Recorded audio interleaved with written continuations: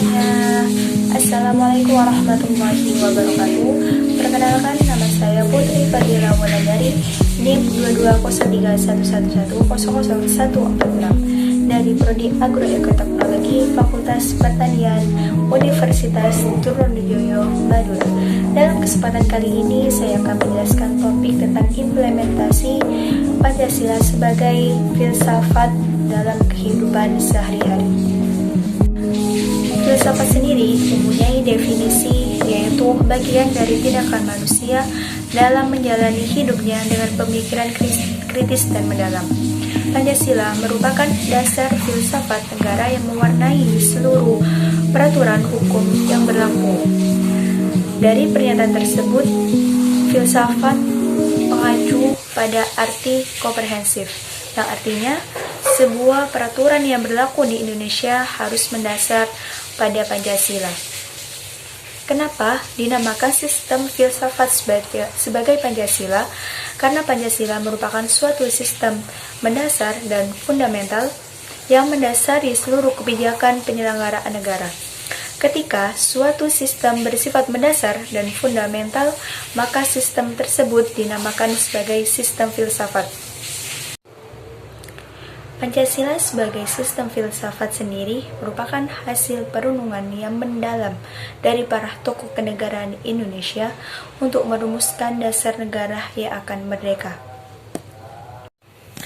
Pancasila memiliki 5 sila, yang merupakan hakikat Pancasila sebagai bentuk implementasi Pancasila sebagai sistem filsafat, yang meliputi sila 1 sebagai sila ketuhanan, sila kedua sebagai sila kemanusiaan, yang ketiga sebagai sila persatuan, yang keempat sebagai sila kerakyatan, dan yang kelima sebagai sila keadilan. Kita bahas dari sila yang pertama. Sila yang pertama merupakan sila ketuhanan yang terletak pada keyakinan bangsa Indonesia bahwa Tuhan sebagai prinsip utama dalam kehidupan. Cara pengimplementasikannya yaitu dengan menambah ketakwaan terhadap Tuhan Yang Maha Esa, dengan menjalankan perintahnya dan menjauhi semua larangannya, dan saling menghormati dan toleransi antar beragama, karena di Indonesia memiliki ragam-ragam agama. Jadi kita harus saling menghormati satu sama lain. Dan sila 1 merupakan menjiwai sila yang kedua, sila yang ketiga, dan sila yang keempat, dan sila yang kelima. Dan sekarang sila yang kedua.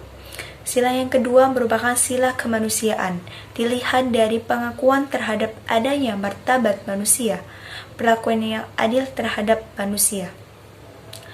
Dengan cara pengimplementasiannya, jika ada sesama atau saudara kita yang sedang kesusahan, maka kita harus saling membantu.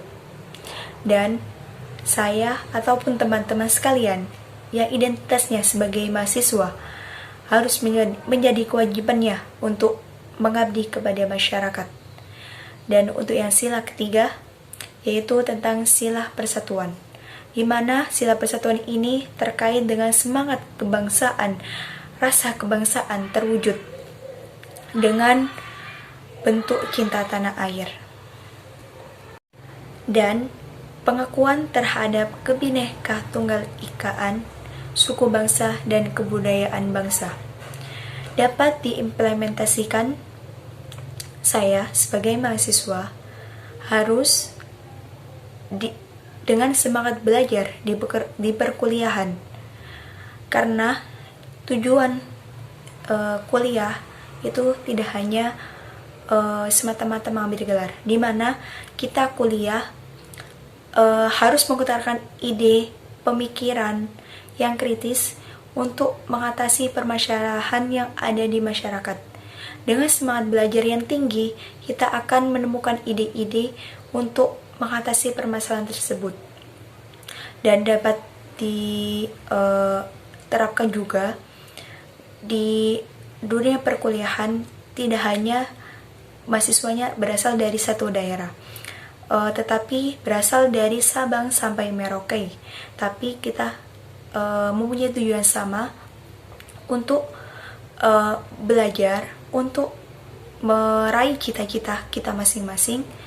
Jadi kita harus menerima perbedaan.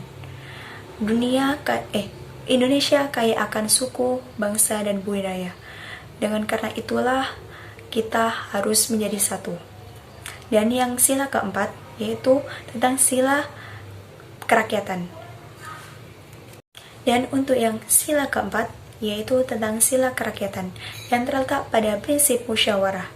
Artinya keputusan yang diambil lebih didasarkan atas semangat musyawarah untuk mufakat.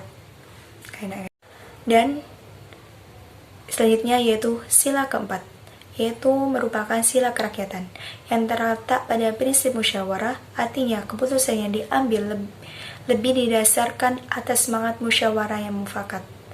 Di dalam kehidupan sehari-hari dapat diimplementasikan manusia Indonesia sebagai warga negara, sekaligus masyarakat mempunyai kedudukan, hak, dan kewajiban yang sama. Dan kalau di dalam kehidupan sehari-hari yang saya alami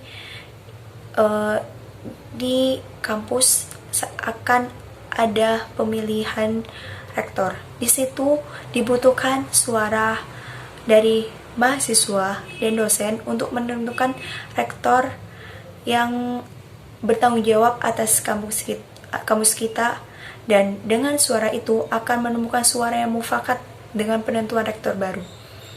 Nah, dari itu merupakan salah satu sila kerakyatan, implementasi sila kerakyatan atau sila yang keempat. Dan yang sila kelima merupakan sila keadilan. Sila keadilan terwujud dalam 3 aspek, yaitu yang pertama tentang keadilan distributif yang bersifat membagi dari negara kepada warga negara. Contohnya yang saya alami yaitu negara memberikan pendidikan yang rata kepada semua generasi dari Sabang atau sampai Merauke dengan sistem pembelajaran yang sudah direncanakan oleh Kementerian Pendidikan. Di situ terdapat keadilan, gimana caranya, ataupun kita kaya atau miskin, atau kita penduduk kecil atau kita penduduk besar, tetap kita harus mendapatkan pendidikan yang memadai. Dan yang kedua yaitu keadilan legal, merupakan kewajiban warga negara terhadap negara. Contohnya, sebagai warga negara harus mematuhi peraturan perundang-undangan, karena Indonesia merupakan negara hukum, dan dalam kehidupan sehari-hari harus menerapkan dasar negara yang dinamakan Pancasila. Dan yang ketiga yaitu keadilan kumulatif, keadilan antara sesama warga negara. Contohnya, menghormati satu sama lain dan dalam keseimbangan antara hak dan kewajiban. Itu saja yang dapat saya sampaikan, semoga bermanfaat. Saya akhiri, wassalamualaikum warahmatullahi wabarakatuh. See you.